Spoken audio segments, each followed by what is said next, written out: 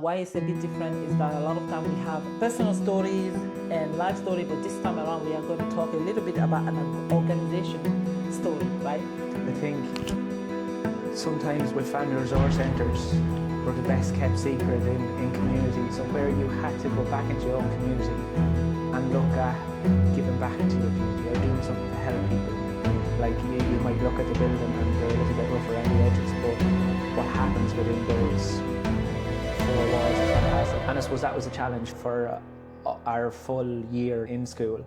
It affected people in a number of different ways. Benefits of developing yourself, the benefits of helping people, and how rewarding that can be to yourself. I found it too difficult for myself, but I always wanted to do youth work. So while I was working residential, and even while I was applying for jobs, I was applying for youth work jobs. There's always that one mentor, that person who sees the best in you, who actually, you're oblivious of your gift. All young people need to know is that they're loved. I didn't realise how little money there was in the house till I was an adult. And my parents talked us through all the bits and pieces that they had to do for us to not realise how little money we had. But if we're going to call it something, it was poverty, but I hadn't a clue at the time, and I'm one of the privileged ones that was the case. Look, I think when it comes to poverty and other issues that families face, there can be a stigma linked to it. In my words, or my understanding of how some people view families who live with poverty is that they're lazy, they don't want to work, and that's not the case at all. In some cases they're working harder than people who have full-time jobs just to try and make ends meet, to try and provide the best possible life for their young people. Even though you have a job, it could be settled in the drain that is the poverty trap as well. Cost of living. Exactly, yeah. So I just think sometimes people think just because you have a job, that's it. You're not living poverty. We're proud of what we've achieved and where we've got to, and sometimes, a lot of times actually, poverty can be intergenerational. But my parents, I was lucky enough to have parents that could support us to break that cycle. So at that stage, I suppose once we were old enough to have the conversations in a really supportive way, my parents would have introduced it into conversations.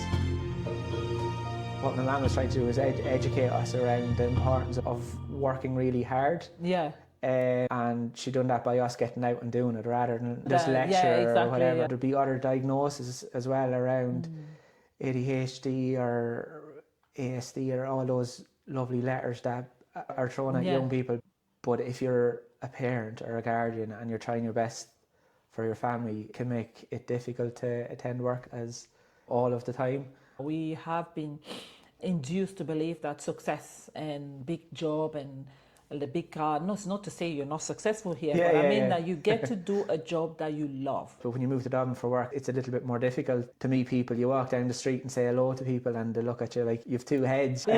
Just so life is that little bit easier for them. You don't go in and fix things for people. You support them to come up with their own solutions and to deal with what's going on. But yeah, the sense of community here is unreal. It's unreal, because this job is not just doing numbers, it's dealing with people's emotions. If we were in it for the money, we'd be gone long ago, because it is, I suppose, the community and youth sector is an underpaid sector in the country. So I'm lucky enough to work with a group of people who really want to make a difference. It wasn't it brilliant that there's a safe environment in Mountmellick that young people can come and run around and do what they want to do. Families struggling in this current day and age where people do not have. In the olden days, we had support, like you had your neighbour helping you around, but things have changed. With communities moving around and people moving into communities and that, it is a little bit more separated than it would have been when we were growing up. So yeah, that's it.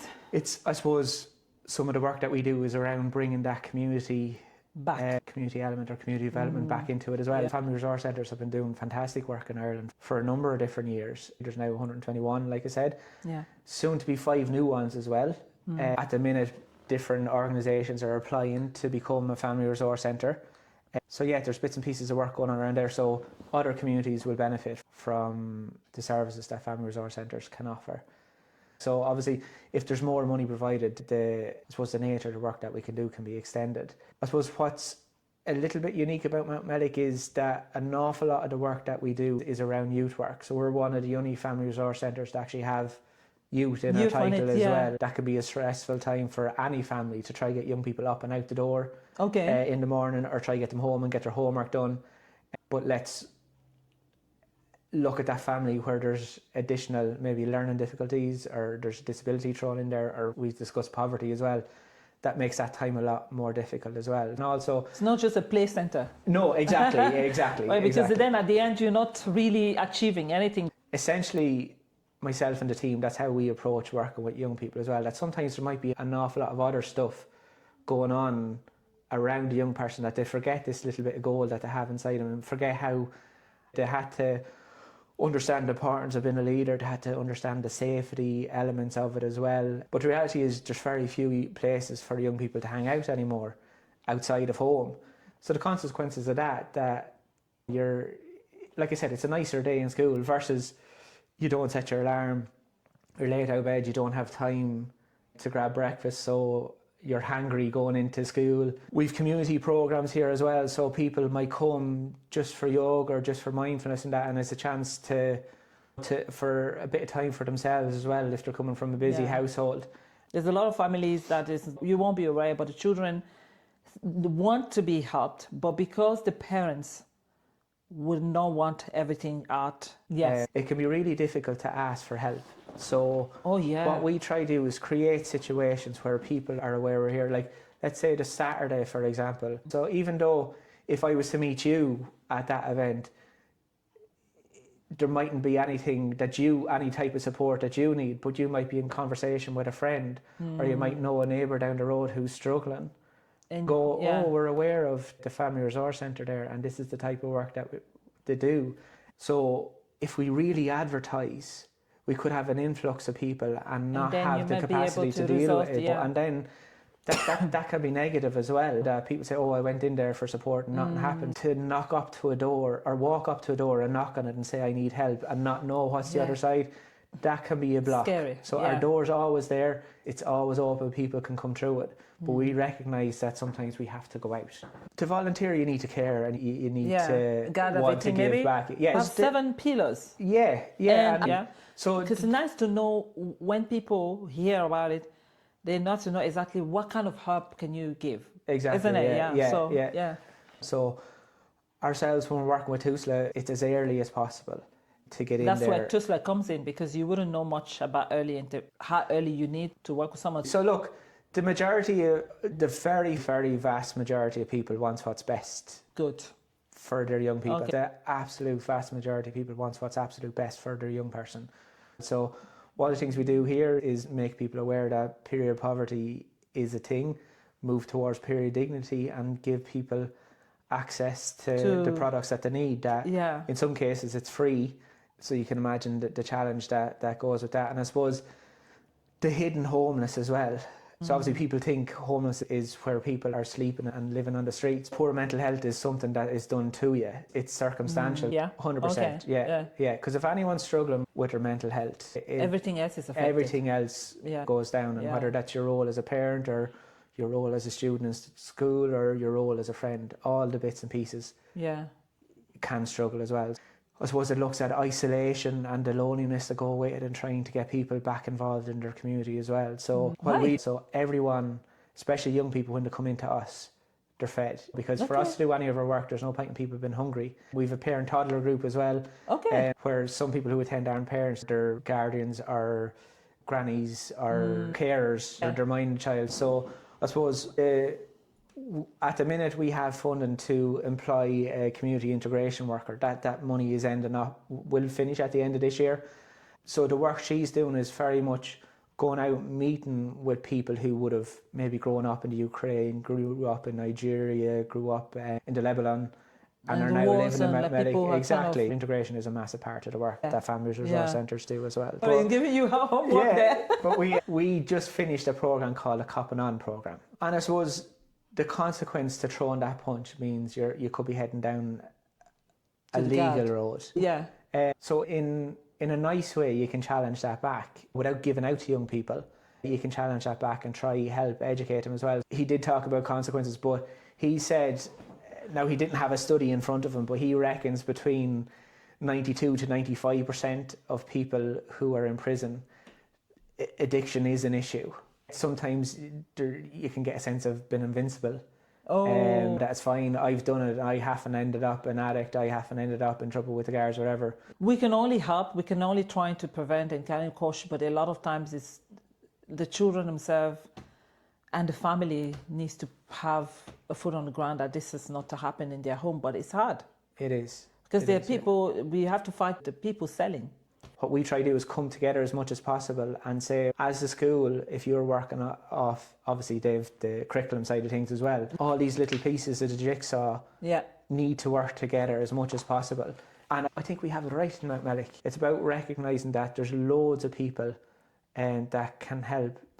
It's that phrase, it takes a village to raise a child. Exactly. I think that's what we're trying to do in Mountmellick and work together with people. If I come to you, I feel like I fell, right? So do you have something in place to reassure me that no, you haven't failed, but that the step that I'm taking to seek for help is actually acknowledging that I need help? People will more likely engage in a service when it comes through word of mouth rather than an advertisement. It's really interesting that you say that, because we'd have a number of different parents, mainly mothers, who'd come with the same type of challenge. There's a really exciting thing that we're getting up and running in September. We've got funding through the National Lottery as well, so we'll work with those young people and their families as well to buy equipment to help with the kind of sensory stuff that comes with all those letters as well. Yeah, because it can be challenging for people with neurodiversity and the other different, it can be challenging to put them together. What I wanted to say about that, I forgot to say it earlier, is that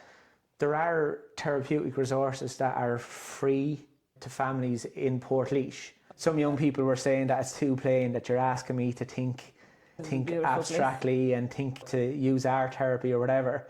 It's too plain for that. So we got some young people who came in and they designed a room and they put inspirational quotes as well. Yeah. Young people are literally leaving their mark here, and this is where they belonged and where they continue to belong. Yeah, success. And you come back to realize that life is just about the simple things.